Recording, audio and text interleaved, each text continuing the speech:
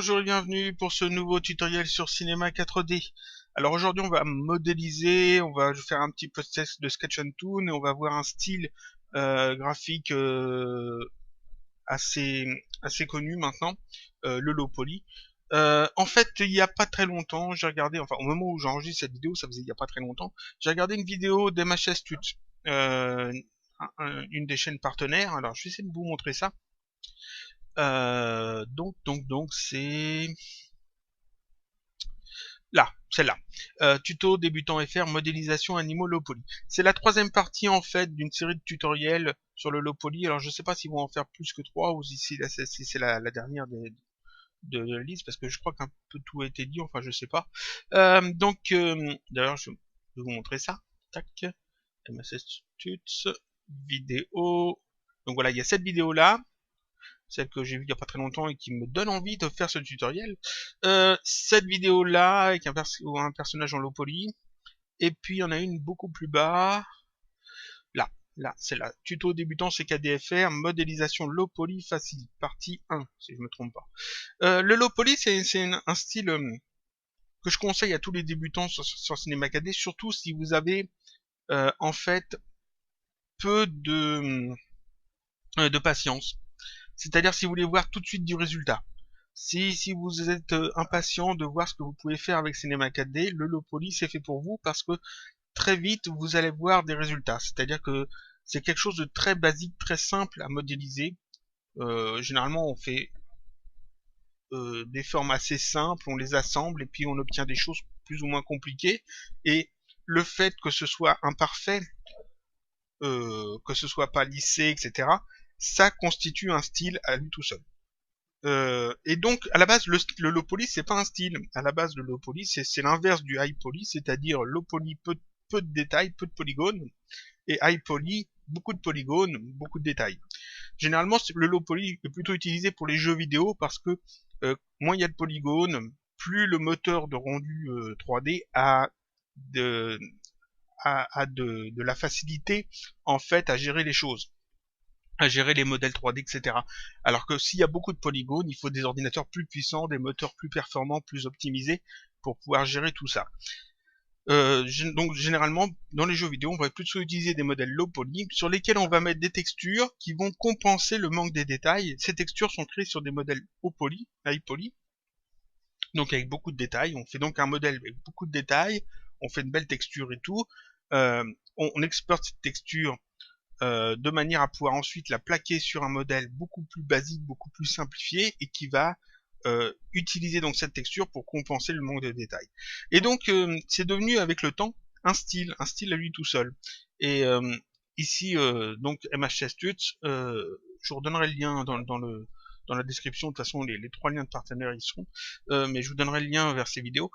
Ici MHS Tuts explique justement comment obtenir en fait ce style low poly assez facilement. Donc il y a cette vidéo là, il y a cette vidéo là et cette vidéo là. Il faut savoir que ils utilisent en fait ici ZBrush et Cinema 4D pour obtenir un résultat. Nous on va pas faire ça. Ici eux ils obtiennent du low poly plus dans le style abstrait, c'est-à-dire que l'effet de low poly, l'effet où on voit les polygones, les arêtes, etc., va plutôt constituer pas une texture, mais le style en lui-même.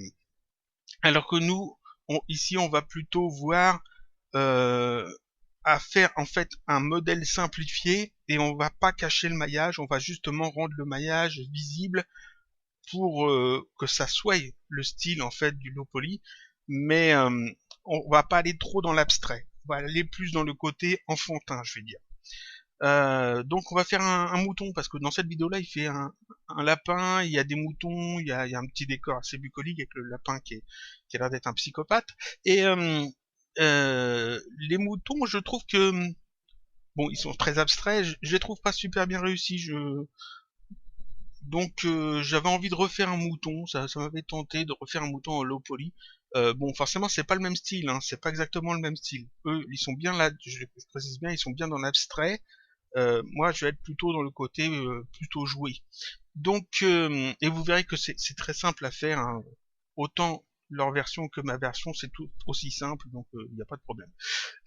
Donc on va revenir ici sur Cinema 4D, et donc on va faire un petit mouton en low poly, un truc assez kawaii, assez simple à faire, peu de polygones, et puis on utilisera Sketch on Toon pour renforcer justement l'idée du low poly, pour permettre de voir mieux les arêtes du maillage, afin d'avoir quelque chose qui ait un peu plus d'impact, afin de moins lisser les choses. Donc, quand on veut modéliser quelque chose, la première chose à faire, c'est d'aller sur Internet chercher des images. Alors, vous allez chercher des images de moutons. Vous allez tomber sur ce genre de choses. C'est pas du tout ce qu'il faut chercher. C'est très amusant à regarder. C'est du text Avery, mais c'est pas ce qu'on cherche. Donc ça, je ferme. Vous allez tomber sur ce genre de choses. Tac, et c'est ça que l'on cherche.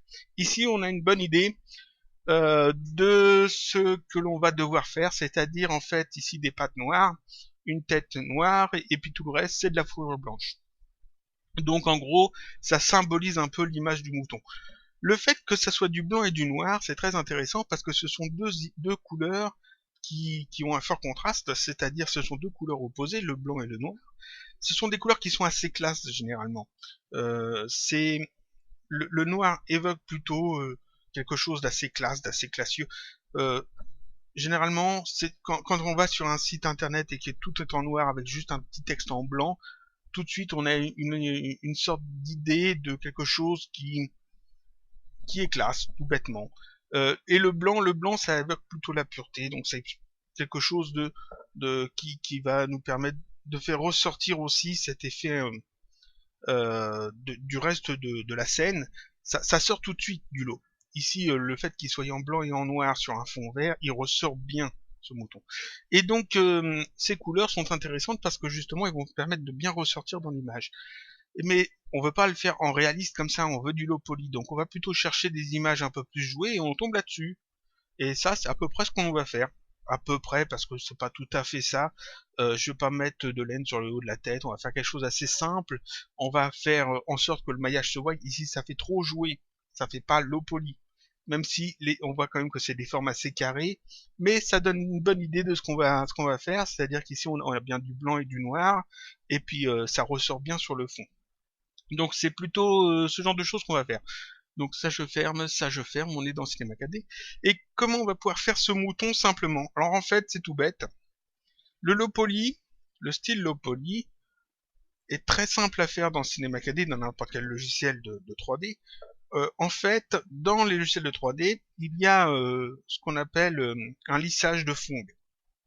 C'est-à-dire l'algorithme Phong qui est utilisé pour lisser les arêtes. Quand on a une forme, alors je vais prendre une sphère, voilà une sphère, on va mettre moins de polygones, 12, tac. Quand on a une sphère comme ça, elle est plus ou moins lissée. En fait, le dégradé de ce polygone continue un petit peu sur le suivant. Et qu'est-ce qui fait que ce dégradé continue d'un polygone à l'autre? C'est ce tag ici, qui représente deux petites sphères, et en fait c'est le tag de Phong.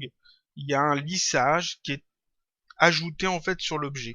Et quand on met ce lissage à 0, tac, ici il n'y a plus le lissage. Vous voyez que le dégradé qu'il y avait ici ne continue plus ici, il n'y a plus de dégradé du tout.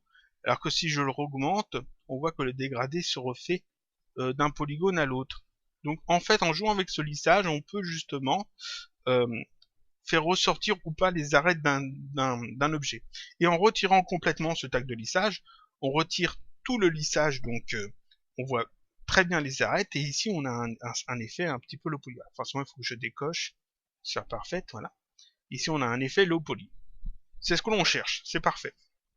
Donc j'efface ça, on va remettre tout bien comme il faut. Voilà. Donc notre mouton, en gros, c'est une grosse boule de laine blanche, 4 pattes noires et une tête noire.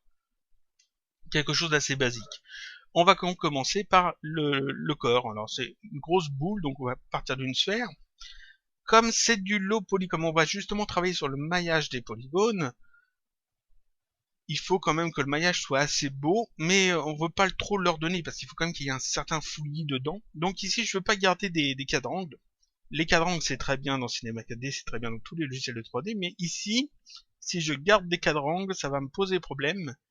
C'est-à-dire que ici, ça va pas faire joli, ça va faire trop ordonné. Donc je vais changer ma sphère ici, dans ses propriétés. Je vais aller dans type, ici, et à la place de standard, je vais mettre par exemple icosaèdre. Ici, j'ai que des triangles. Je sais plus quel angle, c'est que des triangles. Il y en a beaucoup trop. Beaucoup trop, on va baisser ça à 12. Voilà, 12, ça en fait beaucoup moins. On les voit assez bien, et donc ici, on a quelque chose on voit moins que c'est ordonné en fait. Et comme on va la déformer un petit peu, cette sphère, ça se verra encore moins, donc c'est bien, on va avoir cet effet de fouillis.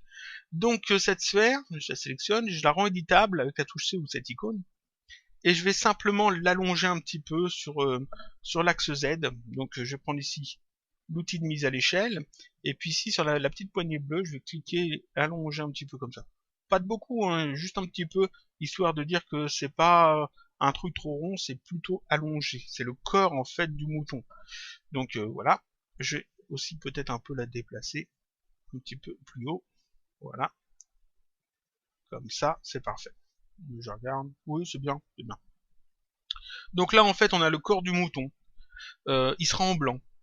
On va voir ça après. Il me faut les 4 pattes. Alors les 4 pattes, on a quelque chose d'assez simple à faire. On a juste à faire des cubes. Donc je vais faire un cube. Le cube, on va pas le faire trop large. Si je mets 20 par... Alors, commencer par un tout petit carré.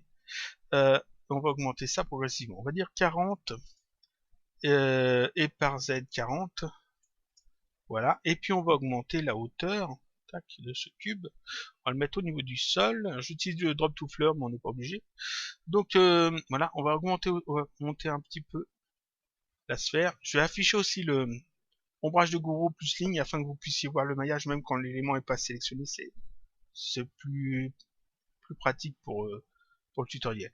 Donc ce cube, on va le déplacer un petit peu sur le côté comme ça. On va le ramener un petit peu sur l'avant. Voilà, ça va faire la patte en fait du mouton. Comme ça, c'est pas joli, hein, forcément. Donc on va, je mets bien au niveau du sol, oui. Je vais le rendre éditable avec la touche C ou alors avec cette icône, toujours pareil. Tac. Je vais sélectionner ici le mode polygone et sélectionner le polygone du dessus. C'est ici. Voilà, il est à moitié caché par la sphère. Si je cache la sphère, on voit bien que c'est celui-là que j'ai sélectionné. Voilà. Et ce polygone, je vais simplement ici prendre l'outil de mise à l'échelle et le réduire afin d'obtenir quelque chose d'un petit peu moins droit. Et ensuite, avec l'outil de déplacement, je vais aller positionner comme ça ce polygone de cette façon, afin d'avoir quelque chose qui ressemble plus à une patte. Alors, on va essayer de jouer un petit peu comme ça, pas trop. Ici, vous voyez que ça fait des... Alors, tac, je désélectionne. Ici, vous voyez que ça fait des trucs bizarres. Là, ça fait des effets de lumière. En fait, c'est parce que ici, j'ai mes tags de lissage qui ont de plus en plus de mal à travailler en fait sur les formes que je lui donne. Donc ici, vous voyez qu'il y a un dégradé noir gris qui est pas beau. Mais de toute façon, ces tags-là, on va les sélectionner et les supprimer. Donc je sélectionne, je supprime, je sélectionne, je supprime. Comme ça, on se retrouve avec juste en fait la forme des polygones. On a quelque chose de très basique. Donc ici, j'ai une première patte de fait, tout bêtement. Cette patte ici, je vais simplement la dupliquer. CTRL-clic déplacer dessus, voilà, pour en faire un double. Ce double, je vais aller le mettre de l'autre côté. Je repasse en mode polygone, je vais sélectionner le polygone du dessus, et ici, je vais le déplacer comme ça. Alors, on va essayer de s'arranger pour que ce soit assez symétrique, mais pas forcément parfaitement symétrique, et on a juste besoin que ça passe bien, quoi. Un truc comme ça. Voilà. Ces deux cubes, je les sélectionne, j'appuie sur la touche CTRL, je reste appuyé, je clique et je déplace vers le bas. Tac, ça m'en fait des doubles. Ces doubles, en mode objet, en mode modèle, je vais les déplacer vers l'arrière. Et là encore, j'en sélectionne un à la fois. Tac, je passe en mode polygone, je sélectionne le polygone du dessus. Alors seulement celui du dessus, s'il vous plaît, merci. Voilà, et je vais le déplacer comme ça, de manière à obtenir en fait les pattes arrière. Comme ça a l'air pas mal. On va cacher la sphère temporairement. Donc cet autre polygone, je remets la sphère, tac. Cet autre polygone, on va le redéplacer lui aussi sur l'intérieur comme ça, de manière à faire la quatrième patte. Et donc là on a les 4 pattes en fait de fait. Si vous voulez que votre Là en fait, le mouton va avoir une grosse assise, c'est-à-dire que les pattes ici sont plus épaisses en bas que en haut. Si vous voulez donner une impression un peu plus euh, souple, aérienne, élégante au mouton, et moins posé sur le sol, plus en train de sauter ou de flotter, faites l'inverse, c'est-à-dire que faites une base plus fine et plus large en haut de la patte. Comme ça, on aura plus l'impression que le mouton est élégant, qu'il a plus de souplesse en fait. Alors que là, moi, il va bien être posé sur ses pattes. Donc ici, j'ai les 4 pattes. On va faire la tête. Donc la tête, c'est tout simple. Je vais simplement faire un cylindre. Donc cylindre. Voilà. On va le déplacer, ce cylindre, comme ça. On va le mettre dans l'autre sens. Alors ici, dans orientation, dans les propriétés du cylindre, dans orientation, ici, je vais mettre en -Z. Tac. Ou plus Z, au choix. Ensuite, ici, il y a beaucoup trop de segments de rotation. Donc ici, segment de rotation, on va baisser ça à 6. Je crois que 6, ça doit être bon. Je vérifie. 6, ça a l'air très bien, 6. La hauteur, ici, on va réduire ça de beaucoup. On va mettre 80. 80. Et segment de hauteur, ici, on va en ajouter un. Tac. On met donc 2 segments de hauteur. Pourquoi je fais ça? C'est pour avoir ici une coupe au centre. Je pourrais la rajouter après avec le couteau, hein, mais je préfère faire ça comme ça. Ce cylindre, on va le rendre éditable avec la touche C ou cette icône. C'est un cylindre.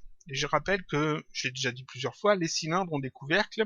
Les couvercles, par défaut, quand on rend le cylindre éditable, les couvercles ne sont pas, par défaut, rattachés au reste du cylindre, autour du cylindre. Donc il faut faire une petite manipulation qui est toute bête. On passe ici en mode point. On a le cylindre sélectionné. Dans cette vue-là, je mets la souris, je fais CTRL A pour sélectionner tous les points. Je fais un clic droit et ici je vais choisir optimiser. Tac. Et c'est tout. Et là en fait ça a soudé en fait les points des couvercles au contour du cylindre, ce qui est bien pratique. Je peux désélectionner les points et puis on peut continuer de travailler.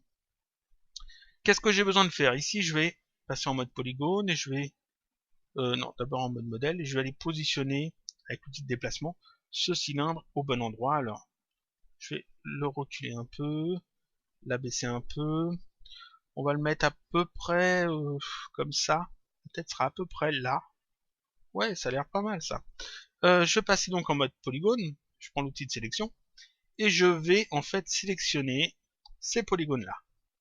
Tout cela. Tac. Je prends l'outil ici de mise à l'échelle et je vais n'importe où dans la vue cliquer et le déplacer vers le bas afin de réduire cette taille. Ça va donner le coup en fait du mouton. Je réduis un petit peu comme ça. Je prends l'outil de rotation. Je vais faire tourner ça un petit peu comme ça, histoire que ça corresponde à peu près avec l'angle dans lequel je vais faire rentrer ça dans le corps. Je prends l'outil de déplacement et je vais déplacer ça comme ça à l'intérieur. Alors on va faire ça comme ça. Ça a l'air bien là. Ça rentre à l'intérieur, c'est parfait. Je vais maintenant en mode polygone toujours sélectionner ces faces là. Voilà. Je prends l'outil de mise à l'échelle, on va réduire un petit peu comme ça. Voilà. On va aussi réduire peut-être un peu sur la hauteur. On va prendre l'outil ici de rotation et faire tourner ça plus comme ça. Là, on va faire en fait le front, comme ça, hein, je déplace ça vers le haut, le front en fait du mouton. Voilà. Et ce polygone-là, on va s'en servir, donc je le sélectionne, tac, on va s'en servir et l'extruder pour faire en fait le museau. Donc je le sélectionne, je peux l'extruder avec la touche D, qui est l'outil d'extrusion. Si j'appuie sur D, j'obtiens ici l'outil d'extrusion, je pourrais faire ça. Si vous avez une version récente de Cinema 4D, vous n'avez pas besoin d'utiliser la touche D. Vous prenez juste l'outil de déplacement. Vous prenez ici la flèche bleue pour déplacer en fait ce polygone et vous appuyez sur la touche CTRL avant de déplacer. Donc, on appuie sur la touche CTRL, on reste appuyé et on déplace comme ça vers le bas. Ça permet en fait de créer une extrusion. Donc je l'ai déplacé un peu. Je reprends l'outil de mise à l'échelle. On va réduire l'échelle encore une fois en cliquant dans le vide et puis comme ça en se déplaçant. Et puis avec l'outil de rotation, on va juste faire tourner ça un petit peu comme ça. Voilà. Et puis avec l'outil de déplacement, on va le positionner à peu près comme on veut. Faire un truc à peu près comme ça. Voilà. Ici, on a quelque chose de trop plat, trop régulier, donc je vais simplement passer en mode point, sélectionner ce point-là, ici le point qui est au centre, et le déplacer un petit peu sur l'axe Z comme ça. Tac. Juste un petit peu. Voilà, c'est parfait. On va lui faire des oreilles à ce petit mouton. Donc je passe en mode polygone, en outil de sélection. Je vais sélectionner ce polygone-là et celui qui est ici. Avec la touche majuscule, j'en sélectionne deux. Donc voilà, deux polygones. J'appuie sur la touche I. La touche I, c'est l'extrusion interne. Donc touche I. Et ici, ça me sélectionne l'extrusion interne. Je clique dans la vue n'importe où, je reste cliqué et je me déplace vers le bas. Ce qui permet de faire une extrusion interne comme ça. Je fais un truc pour être cette taille-là et je relâche. Et ensuite, j'utilise la touche D pour prendre l'outil d'extrusion. Cette fois, je suis obligé d'utiliser la touche D parce que je travaille sur deux côtés en même temps. Donc touche D, extrusion. Je fais un clic n'importe où dans la scène et je vais vers le haut afin d'extruder deux petites oreilles. Voilà. Alors, peut-être un peu trop grande, je vais revenir en arrière. Touche D, un petit peu petite. Un truc comme ça plutôt. Voilà. C'est bien. Je vais prendre ici l'outil de mise à l'échelle. Je vais réduire ses oreilles comme ça. Hein, et les déplacer un petit peu plus vers le haut, comme ça.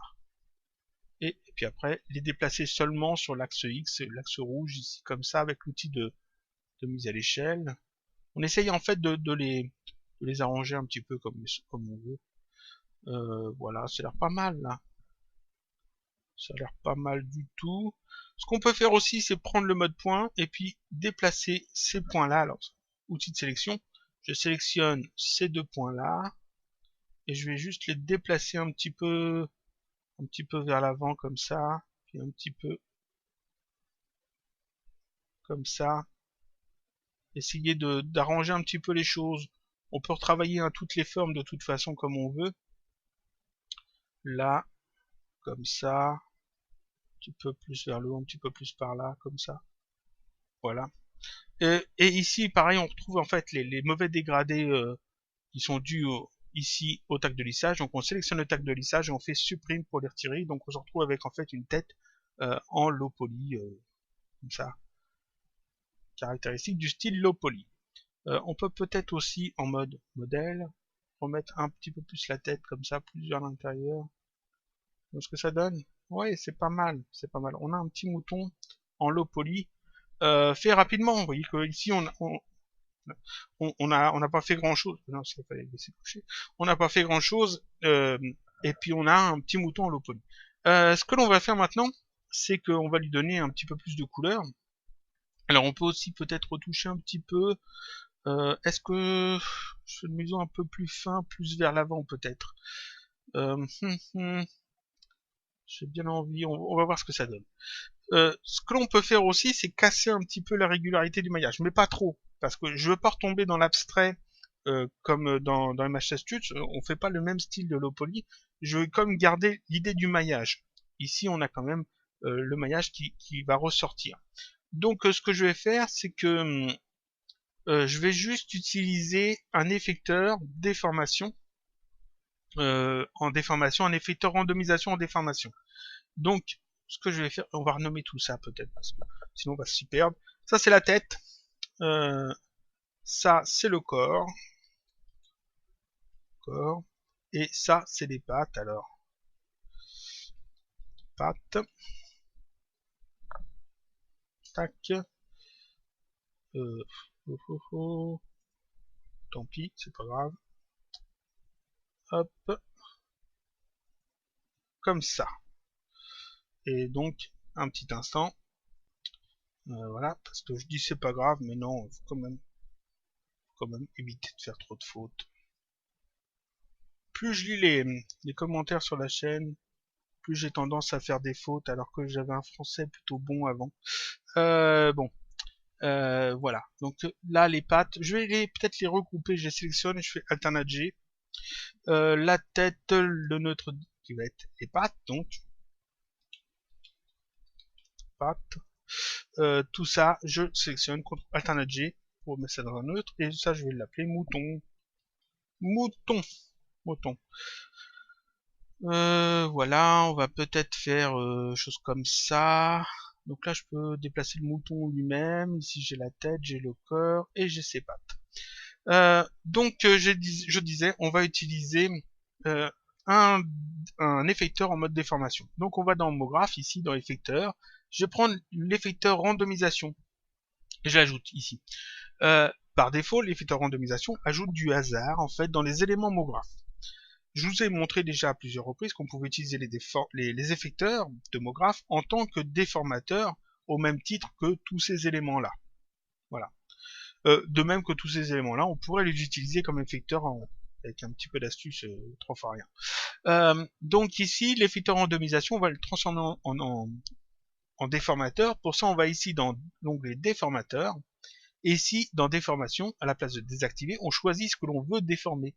On peut déformer des objets entiers, des polygones ou des points. Ici, on va le passer en déformateur de points. Comme ça, il va travailler en fait la déformation sur les points du maillage, et ça va donc déformer le maillage. Point. Comme les déformateurs, il faut le mettre enfant d'un élément ou le grouper avec un élément. Ici, c'est le corps du mouton que je veux déformer, donc je vais le mettre enfant du corps. Tac. Là, ça déforme beaucoup trop. On se retrouve face à un Pokémon. C'est pas du tout ce que l'on veut. On va donc sélectionner l'effecteur randomisation. On va ici dans ses paramètres. Et ici, on peut voir que on déforme la position et on déforme de 50 cm dans toutes les directions. C'est beaucoup trop. Ici, je vais mettre seulement, on va dire, si je mets 5 cm. Ah, 5 cm, c'est pas assez. Donc on va mettre 10. On va y aller à tâtons. 10. 10 c'est mieux. C'est-à-dire que ici vous voyez que le corps n'est plus tout à fait rond. On a des polygones qui sont plus petits que d'autres. Si je désactive le déformateur, ici avant le déformateur, ici après le déformateur, vous voyez qu'on a une petite différence. Ici c'est très rond, ici c'est pas très rond. On a plus quelque chose qui va bien passer pour du low poly. Donc ici on a notre effet qui est fait. C'est pas mal du tout. On va maintenant ajouter les textures. Alors, les textures, c'est tout bête. Je vais avoir besoin de 2, on va dire peut-être 3 textures si je veux faire un sol, 4 si je veux faire un fond. Donc on va faire déjà 2 textures. 1, 2. Une texture qui sera du noir pour les pattes et la tête, et une texture qui sera du blanc pour toute la partie en laine. Donc on ouvre les textures. Le blanc, alors je vais aller chercher un blanc pas tout en haut absolu, juste un tout petit peu au-dessous. Voilà, presque rien en dessous. Je fais OK. Je vais laisser la spécularité parce que ça rend bien généralement sur le low poly. Ici, on va avoir on cherche à avoir un petit côté un peu joué, donc c'est parfait. Je sélectionne ici la texture noire et pareil, je vais changer la couleur. Je vais pas aller tout en bas vers le noir absolu, je vais aller juste un tout petit peu au-dessus encore. Alors on va aller même encore un peu plus au-dessus, histoire d'aller plutôt dans les gris foncés, afin de voir quand même un peu mieux. Voilà. Je mets donc le noir sur la tête, ici, et sur les pattes. Voilà, je le mets directement sur le groupe, mais oh non, je vais le mettre sur les pattes directement. Donc je vais mettre ça sur les pattes, et puis au lieu de faire glisser ça à chaque fois dessus, je peux soit faire un contre-clic là-dessus, puis le déplacer comme ça, tac, vous voyez, assez facilement. On peut aussi, si on veut, je sélectionne les pattes, je vais sur la texture, je fais un clic droit sur la texture et je fais appliquer. Alors ça sort de la capture, il faut que je montre ça, parce que c'est quand même assez intéressant. C'est sélectionné, je fais un clic droit et ici je fais appliquer. Tac, et ça me l'applique en fait sur les éléments qui sont sélectionnés. C'est pratique hein, quand on a beaucoup de choses comme ça qu'on veut rapidement mettre des textures sur plein d'éléments qui sont sélectionnés. Donc voilà, ensuite le blanc ici ça va sur le corps. Tac. Je fais un petit rendu pour voir ce que ça donne ça. Ouais, c'est pas mal. C'est pas mal, mais c'est pas tout à fait... Non, disons qu'on pourrait faire mieux. Hein, quand même. On va faire mieux. Qu'est-ce qu'on a besoin de faire? On a besoin d'ajouter un sol, alors on va ajouter un terrain. C'est très simple, un terrain. Terrain, mais alors là, beaucoup trop de segments. surtout qu'on veut faire du low poly. Donc ici, je vais mettre seulement 10 segments de largeur et de profondeur. Voilà. Ici, le tag de lissage, pareil, je le sélectionne, je le supprime. Comme ça, on a quelque chose qui n'est pas lissé. On va agrandir ce terrain un petit peu comme ça, un petit peu comme ça. Voilà. Ouais, c'est bien là, c'est pas mal. Même se mettre plus comme ça si on veut donner un peu plus d'impact sur le mouton. De le voir comme ça, un petit peu plus depuis le bas, comme ça. C'est pas mal. On va avoir besoin d'une autre texture, donc j'ouvre une autre texture. Pareil, je laisse la spécularité comme elle est. Ici, je vais aller chercher du vert. Alors, on va chercher un vert qui passe bien. Pas trop flashy, plutôt comme ça, c'est neutre. Je vais mettre ça sur le terrain. Tac. Voilà. Alors, il nous faut une lumière. Il nous faut. Alors, ici, la façon que c'est mis, c'est l'air pas trop mal. Je vais ajouter tout de suite une caméra. Tac, pour conserver cette vue-là. Sur cette caméra, je vais faire un clic droit, propriété cinéma 4D, protection. Ce qui permet en fait de pas déplacer la caméra par erreur.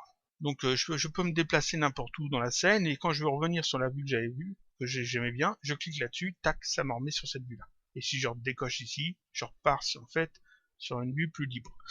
Donc là, le mouton est pas mal, il est sur le truc vert. Ici, pareil, il y a un truc qui cloche, c'est-à-dire que l'effet low poly ne ressort pas assez. Peut-être qu'il faudrait un fond en plus. Alors on va ajouter un arrière-plan. Si je me remets sur la caméra, tac, on va avoir un arrière-plan. Il nous faut donc une couleur pour cet arrière-plan. On va prendre du bleu. Donc nouvelle texture. Je vais prendre un dégradé parce que pour le ciel ça passe bien généralement. On retire la spécu parce que là il n'y a pas besoin. C'est le fond. Dans couleur ici, je vais mettre en texture, je vais mettre un dégradé. Je vais cliquer là-dessus sur dégradé. Et ici, on va prendre un dégradé, non pas U, mais V, 2DV. Voilà, à la verticale. Et ici, alors en bas, on va mettre une couleur plutôt claire. On va aller chercher un bleu assez clair. Un truc comme ça. Et puis de ce côté-là, on va mettre un bleu plus foncé. On peut faire l'inverse si on veut. Après, c'est histoire de goût. Voilà. Et puis ça, on le met sur l'arrière-plan. Si je fais un petit rendu, alors je tiens ça. Le dégradé, on va essayer de l'améliorer un petit peu quand même, parce que tant qu'à faire, comme ça, là, on monte vers le ciel, hop, plus c'est foncé. Voilà, ouais, ça peut ressortir. Ici, c'est tout noir. Il n'y a pas de lumière dans ma scène. Il n'y a pas de lumière dans ma scène, c'est embêtant. Là, on va ajouter une lumière. Tac. J'ajoute une lumière que l'on va venir mettre. Alors, on va venir le mettre par là. Je peux faire un truc comme ça. Ouais. Ici, ça me bouffe tous les polygones, tout le maillage. Ce que je vais faire, c'est que cette lumière, je vais la supprimer. Je vais pas utiliser ça comme lumière. Pour éclairer ma scène, je vais utiliser un truc qui est tout bête. Je vais ici utiliser une lumière infinie. Voilà, j'ajoute une lumière infinie. Vous voyez que la lumière infinie, c'est la même chose, sauf qu'il y a une direction. Et en fait, n'importe où qu'on la mette, de toute façon, ça n'a pas d'importance. Cette lumière éclaire en fait en fonction de cette direction. Donc on peut indiquer qu'on veut qu'elle éclaire comme ça vers le bas. Peut-être un petit peu comme ça sur le côté. Cette lumière, on va lui dire, tu me génères des ombres. Donc je la sélectionne et ici je vais lui demander des ombres franches, parce que là on est dans le style low poly. Et le low poly, ça passe mieux quand on utilise des ombres franches que quand on utilise des ombres diffuses. Parce que les ombres franches, justement, sont très franches, donc ça colle bien avec les coupes entre chaque polygone. Donc ici, ombre franche. Quand on met des ombres, je vous l'ai déjà dit, c'est bien d'aller ici dans ombre et puis de baisser la densité un petit peu, on va dire 95%, et puis ici, de changer un peu la couleur, pas avoir un noir absolu, mais plutôt avoir une couleur un peu plus gris foncé. Voilà, comme ça. C'est mieux. C'est mieux, seulement ici, c'est totalement noir ici. Tout est mangé en fait par l'ombre. Il faudrait quelque chose qui éclaire toute la scène de manière uniforme. On peut ajouter encore une autre source de lumière. Alors je vais fermer ça, pour le moment. On va ajouter une autre source de lumière basique. Et cette source de lumière, dans ses généralités, ici on va cocher éclairage ambiant. Tac. Qu'est-ce que ça fait? En fait, cette lumière, n'importe où on la mette, ça n'a plus d'importance, parce qu'en fait, elle sera utilisée pour éclairer toute la scène uniformément. En fait, toute la scène va baigner dans de la lumière qui est générée par cette lumière-là. Donc ici, il faut que je la baisse quand même un peu. On va la mettre à peut-être 35%. Si je fais un petit rendu pour voir ce que ça donne, voilà. Vous voyez que ça m'a éclairé en fait toute cette partie-là. Si je mets un peu plus fort, ça a éclairé un peu plus. Donc j'ai toujours ma lumière ici, ma lumière infinie, qui éclaire dans cette position-là et qui génère des ombres. Mais en plus ici j'ai une lumière qui va éclairer toute la scène de manière uniforme. Et cette lumière, je peux la gérer pour l'utiliser pour éclairer les parties qui sont dans l'ombre. Donc on va faire ça comme ça. Ici, on a toujours donc ce problème-là. C'est trop lissé. Qu'est-ce que je vais faire? Je vais simplement ajouter déjà un effecteur randomisation dessus. Comme je l'ai fait pour le corps du mouton, je vais prendre le même. Je prends l'effecteur randomisation, je vais en faire un double en appuyant sur CTRL. Je clique et je me déplace. Tac, ça m'en fait un double. On pourrait refaire le même. Et je vais le mettre en fond du terrain. Tac. Je le mets en fond du terrain. Si on regarde ce que ça donne, ici, ça casse un petit peu le lissage. Vous voyez que sans, ici, on a quelque chose de très arrondi comme ça. Et avec, tac, vous voyez que ici, ça part un petit peu, c'est une pointe, ça redescend là, ça refait une pointe, etc. C'est un petit peu mieux. On va essayer de jouer un petit peu, peut-être un peu plus. Alors, je vais essayer de reprendre, peut-être, changer un petit peu la vue. Parce que là, c'est bien ce que j'ai pris, mais essayer de faire un truc plus comme ça, peut-être. Faut le mettre plutôt sur le côté, déjà, le mouton. Ouais. Comme ça. Peut-être retirer ici... si je retire ça. Non, je vais laisser la spécu, ça change rien. Ce que je peux faire... Ici, une couleur un petit peu plus sombre. Ouais. Sans plus. Jouer peut-être avec la lumière, essayer la lumière infinie, essayer de la changer un petit peu de sens. Ce que j'aimerais, c'est se retrouver ici, vous voyez, ces lignes-là. Ces lignes-là, ouais, ça passe plus ou moins bien. Donc là, on va dire que c'est bon. Je mets en fait le mouton, non pas au centre, mais plus sur le côté. Plus sur le côté, un peu, alors, plus bas ou plus haut, plutôt... Non, plutôt sur le centre quand même, mais vraiment sur le côté. Pourquoi? Parce qu'en fait, le fait de le mettre au centre casse la composition. Voilà, le fait de le mettre sur le côté, c'est mieux. Donc ici, on a un grand espace vide dans lequel on va pouvoir mettre un soleil d'ailleurs. Et puis ici, la composition est mieux, c'est-à-dire qu'il y a une grande partie du haut ici, une petite partie ici sur le bas pour le sol. En fait, il faut imaginer, je ne sais pas si vous avez des appareils photo numériques, des APN, et même sur les anciens appareils photo, des fois il y a un quadrillage. Des fois vous pouvez activer un quadrillage. Quadrillage qui est fait comme ça, ici, ici, ici et ici. Si je veux faire les lignes, peut-être... est-ce que j'ai quelque chose pour faire des lignes là-dedans? Ah, si je le fais avec des cubes. Ah, un truc comme ça. Non, ça pas... Comment je peux vous montrer ça? Ah bah oui, bien sûr. Outils... Annotation, pinceau d'annotation, on va mettre une couleur qui ressort, on va mettre du rouge. Voilà, généralement, alors le pinceau d'annotation, tac. Ah, très mal fait. Alors, je le fais à la souris, j'ai pas branché la tablette. On a généralement des lignes comme ça, un quadrillage de ce genre-là, sur les APN, sur les appareils photo, voilà un quadrillage comme ça qui sépare en fait votre scène, votre image en 9 cases. Et donc, en fait, ces lignes sont là pour vous aider, pour vous guider sur où mettre vos sujets à photographier. Généralement, on les met justement sur les lignes et sur les points d'intersection. Ici, le fait de le mettre aligné avec cette ligne-là, le mouton va plus attirer l'œil, il sera plus mis en valeur. Et ici, le fait que le sol soit aligné avec cette coupure-là, là encore, ça va améliorer en fait la composition. Alors que si le mouton était pile au centre, ça passerait très mal. Il y a une vidéo tutoriel qui est très bien pour ça, que je vous conseille d'aller voir. Alors, je vais essayer de vous montrer ça. Normalement, je dois l'avoir. J'étais encore abonné à sa chaîne. Je vais essayer de trouver ça. Alors, dans mes abonnements, je sais que je l'ai quelque part. Ah, je... décidément. Un instant. Voilà, j'ai retrouvé. Toad. Voilà, Toad. Donc cette chaîne-là, je la mettrai peut-être dans la description aussi.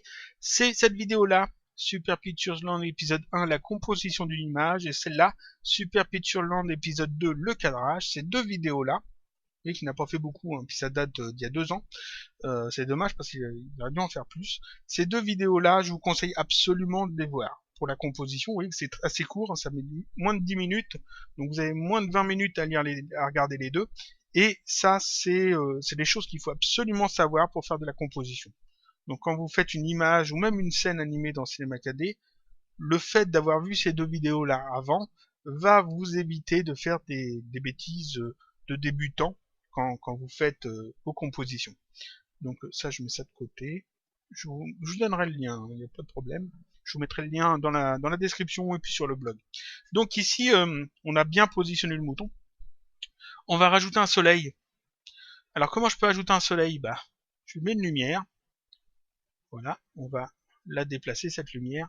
Alors, comme on va la mettre là. Comme j'ai déplacé en fait ma caméra, je vais supprimer cette caméra là. Je supprime le tag ici. Supprime la caméra, je refais une caméra toute neuve. Je remets dessus un tag protection. Cette vue là elle est bien. Et donc cette lumière ici je vais la nommer soleil. On va la positionner ici à peu près là comme ça. Et cette lumière elle gâche tout. C'est-à-dire que si je fais mon rendu ici, vous voyez que elle éclaire en plus des zones que j'avais pas voulu éclairer à la base. Quoique là ça passe assez bien parce que ma lumière infinie éclaire à peu près dans le même sens. Mais c'est pas ce que je veux. Donc ici, ce soleil, je le sélectionne, et ici dans ses propriétés, je vais cocher aucune illumination. Donc cette lumière, vous voyez qu'avec, ça éclaire un peu, sans, ça n'éclaire pas. Donc ma composition est bien. Je gère ma lumière avec la lumière ici, la lumière globale, ambiant, et ma lumière infinie. Le soleil va être là seulement pour donner en fait cette image de soleil. Si je fais un rendu ici, j'ai pas d'image de soleil.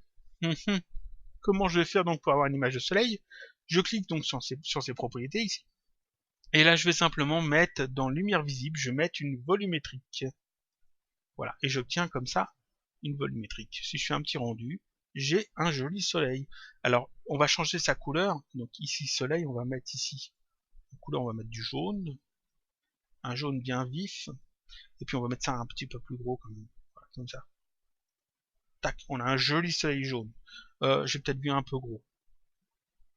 Comme ça.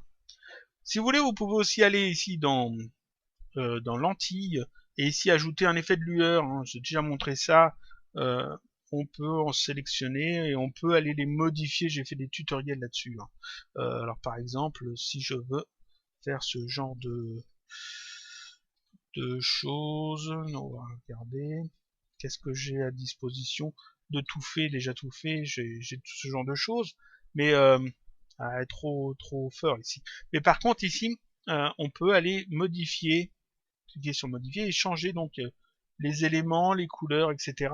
Changer ici les rayons, changer leur taille, etc. On peut faire plein de choses. On peut rajouter des effets, etc. Donc vous voyez que c'est assez complet. J'ai déjà montré ça dans d'autres tutoriels. Ici, c'est pas ce que je veux. On va garder un soleil tout basique. Voilà, si je fais un petit rendu, on a un petit soleil comme ça, jaune, dans un ciel bleu, c'est très bien. On pourrait rajouter quelque chose ici. Et là, en fait, c'est bien, sauf que le côté low poly est complètement mangé par la lumière. Ça ressort pas. Ici, on n'a pas assez de vue sur les arêtes de l'objet. C'est assez embêtant parce que c'est ce qu'on voulait à la base.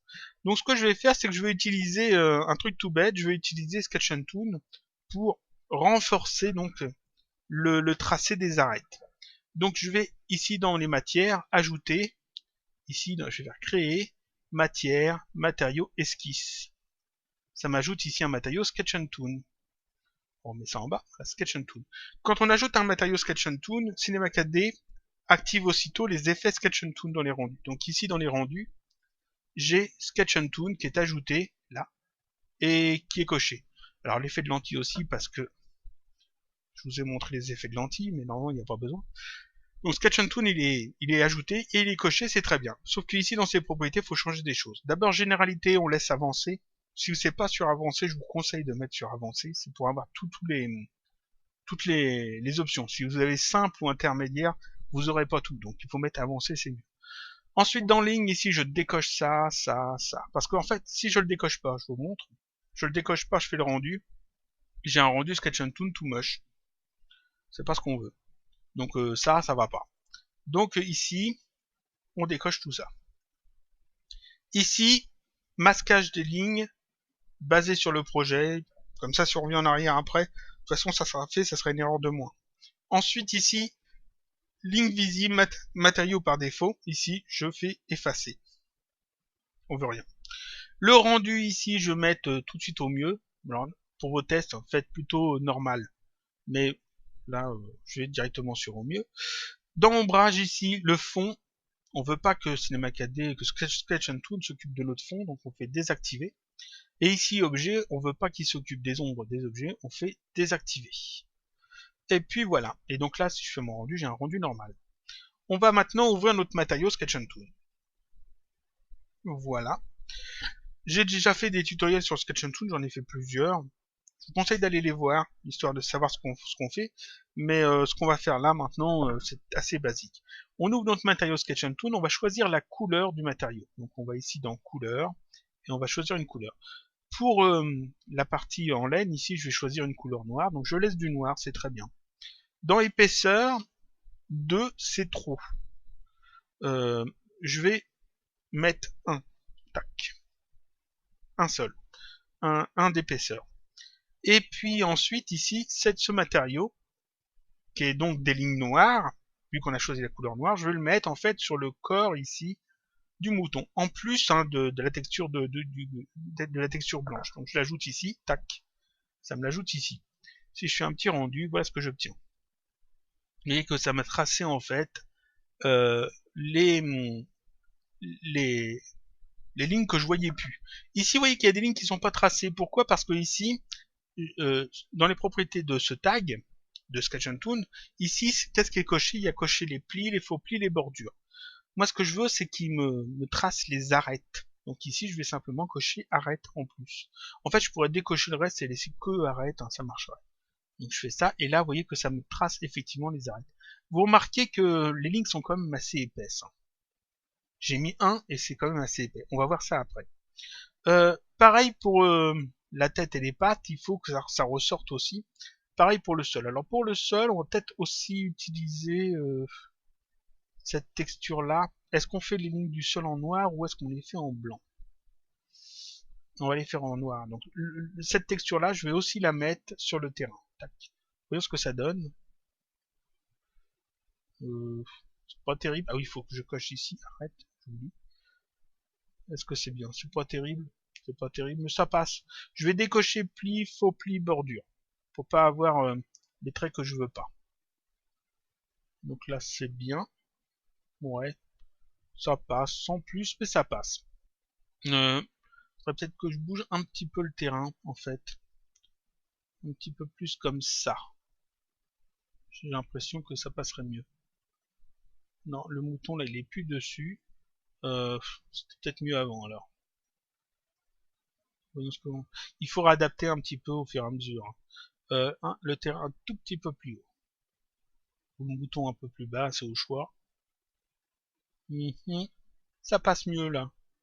Ici, ça me plaît pas trop, mais ce que je peux faire, c'est peut-être faire tourner le terrain légèrement, comme ça. Ça devrait arranger un peu les choses. Oui, il faudra peut-être revoir un petit peu là, la position du terrain, le revoir un petit peu. Mais ça, c'est du détail, c'est après. On va laisser ça comme ça pour le moment. Donc ici, sur les parties en noir, il me faut aussi des traits. Donc je vais dupliquer cette texture avec un CTRL-clic déplacé. Ça m'en fait un double. Ce double, je l'ouvre. Et ici, je vais changer la couleur. Je vais mettre du blanc à la place du noir. Là, du blanc absolu, tant qu'à faire. Et cette texture-là, je la mets sur les éléments qui sont en noir. Donc par exemple ici sur la tête. Et pareil, je vais cocher que arrête. D'ailleurs partout, je vais cocher que arrête. Parce qu'en fait, c'est juste les arêtes que j'ai besoin de gérer. J'ai un petit rendu, et ici, on voit que les lignes sont vraiment très grosses. Elles sont en blanche, c'est vraiment très gros. On va arranger ça après. Je vais ici sur les pattes. Pareil. Toutes ces pattes-là, je les sélectionne. Ici, clic droit, appliquer. Ça me l'a appliqué. Je décoche ça, et je coche arrête. Voilà. Et donc ici, on obtient ça. Les traits sont vraiment très gros. Qu'est-ce que je peux faire pour changer ça? On va ouvrir la texture. Ici, j'ai épaisseur. Je peux mettre ici moins. Je peux mettre par exemple 0.2. Ah, 0.2. 0.2. Si je fais ça, ça passe bien, sauf qu'il y a un problème. C'est-à-dire que ici, les traits sont plus petits, mais vous voyez qu'ici, je ne sais pas si ça se voit bien dans la capture, c'est aliasé. C'est-à-dire que l'anti-aliasing ne suffit plus.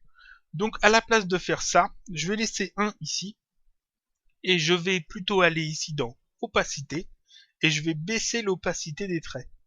Alors par exemple la baisser à 10%. Je fais un petit rendu, et là en fait les traits paraissent plus fins, et il n'y a pas d'effet d'aliasing. Simplement parce que comme j'ai laissé une épaisseur de 1, l'anti-aliasing fonctionne bien, et comme j'ai rendu ça un petit peu transparent à 10% d'opacité, donc c'est quand même vachement transparent, en fait, ça trace les traits de mes polygones sans en prendre le dessus. Donc ça passe bien, ça passe bien. Ici, donc j'ai mis 10% d'opacité pour les traits en blanc. Pour les traits en noir, je vais mettre ça moins. Je vais mettre 50%, ça suffira à 50% pour les traits noirs. Après, ça c'est à l'œil. Hein. Voilà. Et ici, vous voyez que ça passe bien mieux. Voilà, ça passe bien mieux. Même là, je crois que ça passe un petit peu mieux. Faudra peut-être retoucher ce bout là par contre. Donc ici, j'ai mon truc qui est fait. Tout bêtement. Qu'est-ce qu'on a fait? On a modélisé un mouton en low poly de manière simple, juste avec une sphère, 4 cubes et un cylindre qu'on a déformé. On a fait un sol avec un plan. On a utilisé des effets de randomisation pour foutre un peu le dawa dans les polygones, dans les points. D'ailleurs, l'effet de randomisation sur le sol, ici, sur le terrain, si je veux, je peux en essayer d'autres. C'est-à-dire que ici, je vais dans effecteur. Je sais que c'est bien l'effecteur randomisation. Je vais dans effecteur.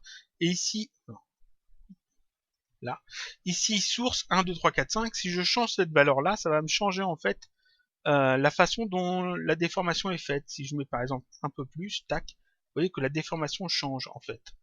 Et si je veux revenir sur la déformation, alors je peux en essayer plusieurs. Celle-là peut-être. 1, 2, 3, 4, 9. Ah, 1, 2, 3, 4, 9 marche bien. Si je veux revenir sur le truc d'avant, je remets 1, 2, 3, 4, 5. Je reviens sur le truc d'avant.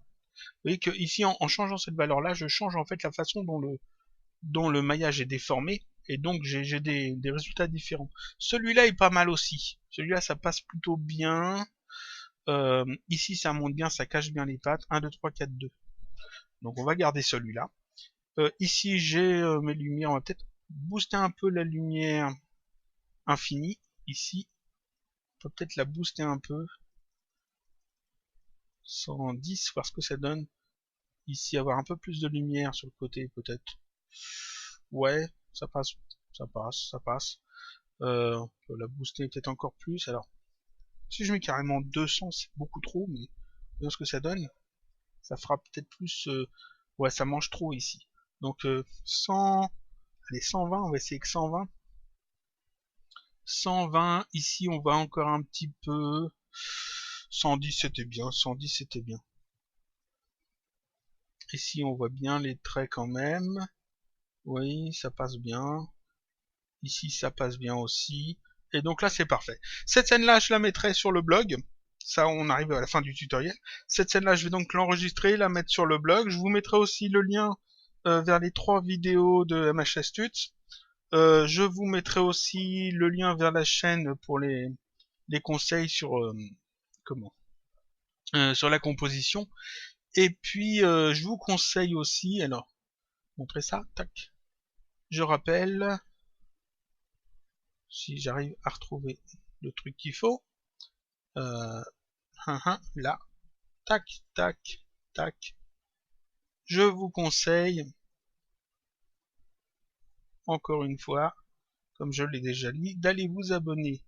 Si vous voulez plus aller plus loin que mes tutoriels, tac, parfait. D'aller plus loin que mes tutoriels, je vous conseille d'aller vous abonner sur MHS Tuts. Il y a plein de tutoriels, tiens, ils ont fait une nouvelle vidéo. Il y a 36 minutes, le temps que j'enregistre celle-là, il y en avait déjà une autre. Super.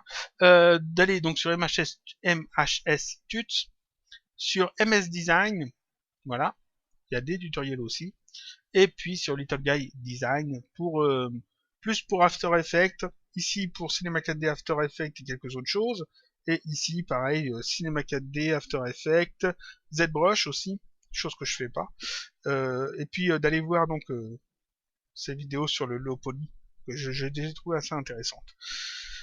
Donc ça finit là ce tutoriel. Donc la scène elle sera sur le blog, vous pouvez la télécharger si vous voulez. Et puis je vous dis à la semaine prochaine pour un autre tutoriel, toujours sur Cinema 4D.